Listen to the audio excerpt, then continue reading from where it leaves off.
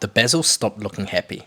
The leaves were still there, but the base had gone woody. The stalk felt stiff instead of soft. It wasn't dying, but it wasn't really growing either. That's usually the moment people rip it out and start again. We didn't. Noticing instead of fixing.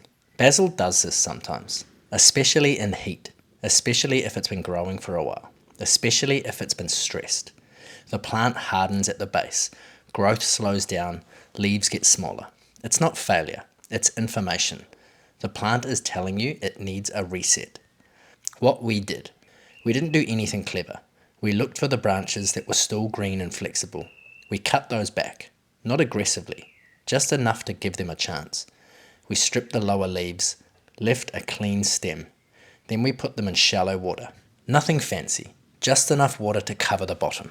And we waited, letting time do the work. After about a week, the roots started showing. Thin at first, then stronger. That's the part people rush, but plants don't respond well to being rushed. Once the plants looked settled, we planted some straight into the planter boxes. Others went into small pots first. Both worked. The leaves came back fuller. The growth softened again. The plant wasn't starting over. It was continuing, just differently. What to look out for. If your basil gets woody, it's usually heat, age, or stress. Not enough pruning over time, or the plant trying to protect itself. It doesn't mean it's done. It just means it needs support, not pressure.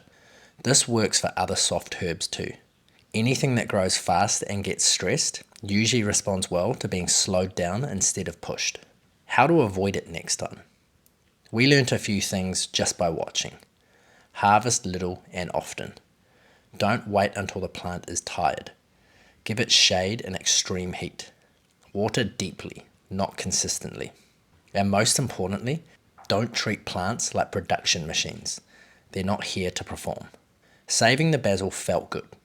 Not because we got more leaves, but because we didn't default to replacing it. We stayed with it, paid attention, let it recover. That's most of what growing food has taught us.